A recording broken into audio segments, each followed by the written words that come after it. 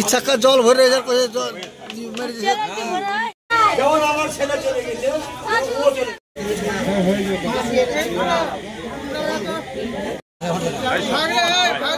चले जा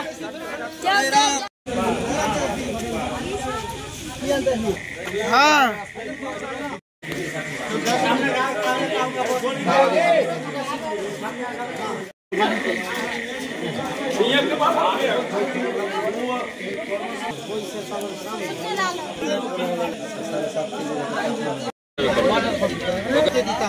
না না তুই নিয়ে যাবি যে যাবো নিয়ে গেলে আর একটা দিয়ে হাইকোর্টের ঐতিহাসিক রায় ওটা ভুতরিবাসী প্লাস প্রেম কুমার মণ্ডলের পরিবারের ঐতিহাসিক জয়। কেন যে গত 2 তারিখ এক রোজবারি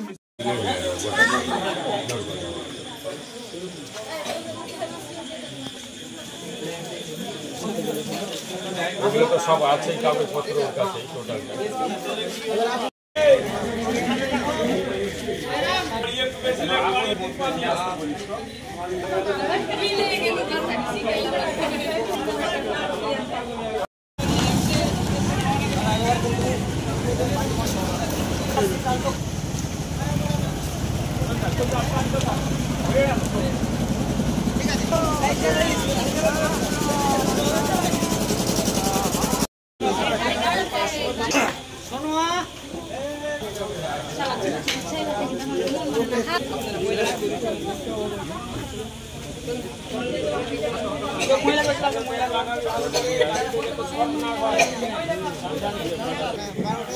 हाँ 12টাই বলেছে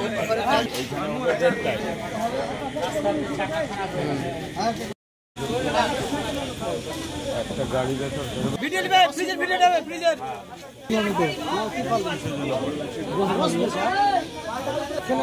কয়জন আছে সামনে? সামনে 2জন পুলিশ আসছে কনস্টেবল আসবে হলো এবার দুটা বাকিটা সামনে আর বলাটা তো হলো 8 জন 8 জন হয়ে যাবে এখানে বলতে যাবে তো কপাল খাটিয়ে দিবে আর আরে জেনারেটরের ধোঁয়া পড়বে না বুঝলি গাড়ি বাইরে কোন দিকে রাখবি বেঞ্চ থেকে লোক বসাবি কোথায়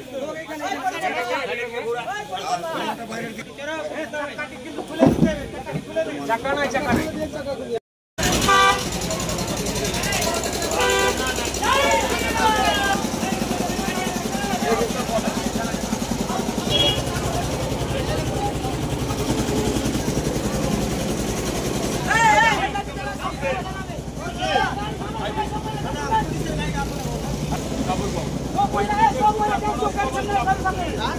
সবাই গাড়ি সামনে আসতে বলা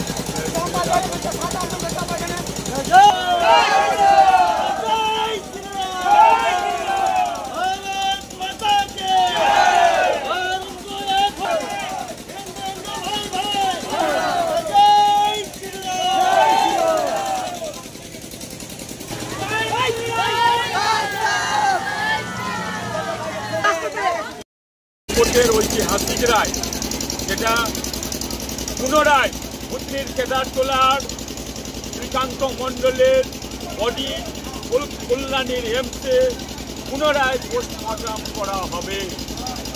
এটা প্রেম কুমার মণ্ডলের পরিবারের যেরকম খবর, ওটা ভুতনিবাসীর ঐতিহাসিক জয়। আমরা ওর বাড়ির পাশে ছিলাম, পরিবারের পাশে ছিলাম, ওটা ভুতনিবাসীর পাশে ছিলাম। যতক্ষণ এর সুবিচার না পায় ততক্ষণ পরিবারের পাশে আছি। আজকে পুলিশ তত্ত্বাবধানে এই ভুতনির কেদারটোলা থেকে সুশান্ত মণ্ডলের বডি এমসের উদ্দেশ্যে রওনা হবে এবং সেখানে তার পরিবারের পাশে এবং গোটা ভুতনিবাসীর সাথে থেকে তাকে সহযোগিতা করা, উৎসাহ জোগানো যে এর শ্রীকান্ত মণ্ডল আত্মার যেরকম শান্তি পাবে, পাশাপাশি শ্রীকান্ত মণ্ডলের বাবা অর্থাৎ প্রেম কুমার মণ্ডলের পরিবার তার সুবিচার পাবে, গোটা ভুতনিবাসীর সুবিচার পাবে।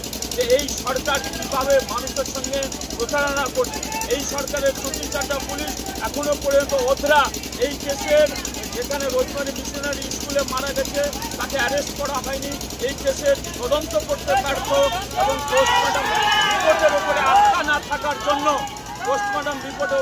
না থাকার জন্য তারা হাইকোর্টে দ্বারস্থ হয়েছিল। আর কলকাতা হাইকোর্ট তাদের একটা ঐতিহাসিক রায় দেয় যে পুনরায় এই কেদারটোলার শ্রীকান্ত মণ্ডলের বডি কল্যাণী এমসে তার পুনরায় পোস্টমর্টম হবে এবং এর উপরে নির্ভর করবে বাকি তদন্তগুলো। আশা আছে যে তার পরিবার পূর্ণাঙ্গ তদন্ত বিচার পাবে, সুবিচার পাবে। এইখানে